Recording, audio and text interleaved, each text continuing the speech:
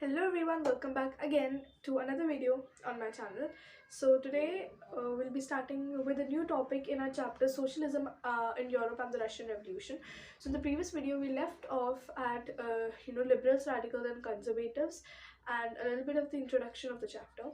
So our topic for today is industrial society and social change.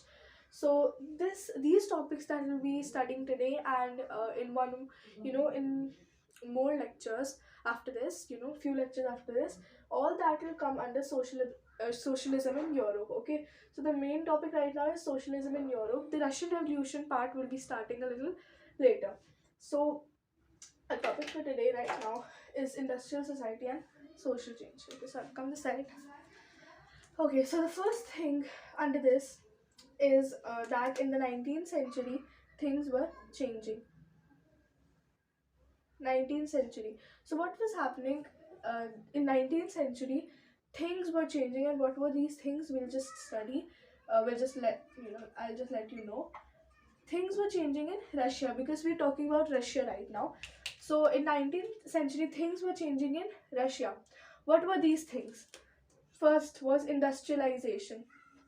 Okay, industrialization was taking place, under which new cities and industrial regions were being developed and railways were being expanded. So basically, what were these things? First thing was industrialization, and under industrialization, all was happening was new cities and industrial regions were being developed. More uh, mm, industrial regions, as in more factories were being set up, etc. And then these new cities were being developed, and the railways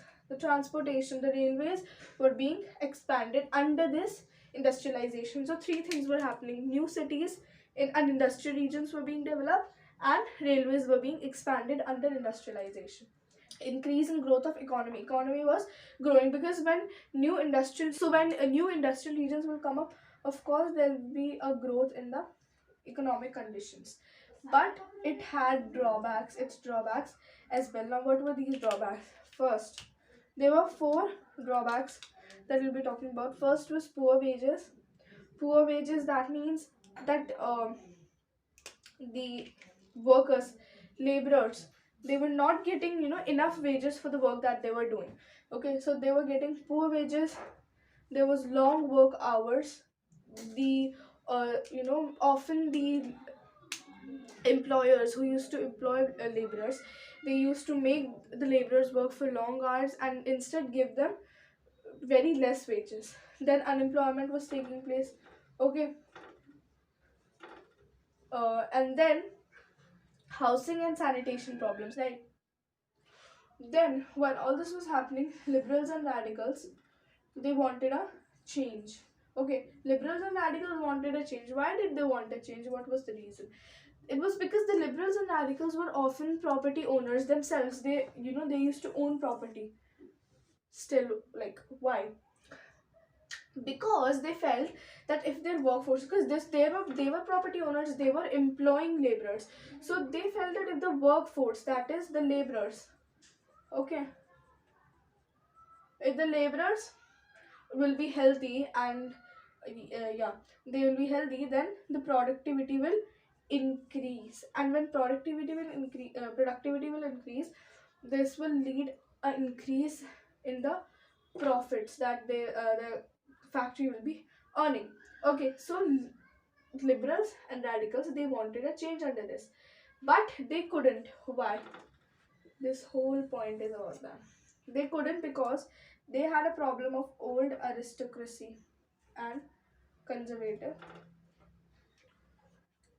regime. Okay, now what is aristocracy? So aristocracy usually were those people who were who had special ranks or titles. So, like, simply, if we talk about the kings, nobles, those all those came under aristocracy. And conservative regime, again, the emperors, the kings, the monarchs, all those came under conservatives, as we studied.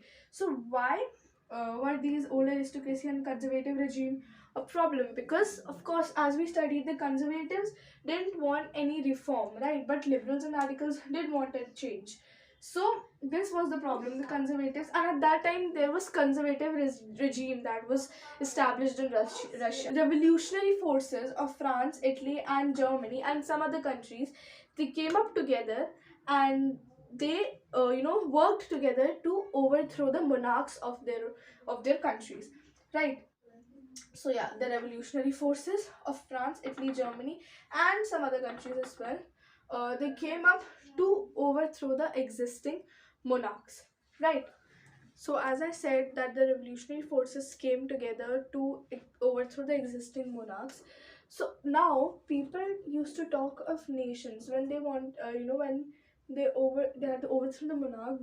People were talking about nations where everyone will have equal sorry uh, equal rights. So they talked of nations where everyone, every person will have equal rights. And then there was a name given to these people. That name was nationalists. These people were called nationalists. Who People who talked about nations where everyone will have their own equal rights. Now, one example of nationalist that is given in our book is Giuseppe Mazzini, and he was a nationalist in Italy, and he did try to achieve this, you know, equal rights for people in Italy. So this is an example of a very important nationalist that you need to remember. This can come as a one marker. So this was about the industrial society, how the society was changing. It was turning into an industrial society. As we talked, new cities were being developed, railways were being expanded, and also social change was being occurring. Social change, as in people were becoming socialist, or people now wanted to overthrow the monarchs, right?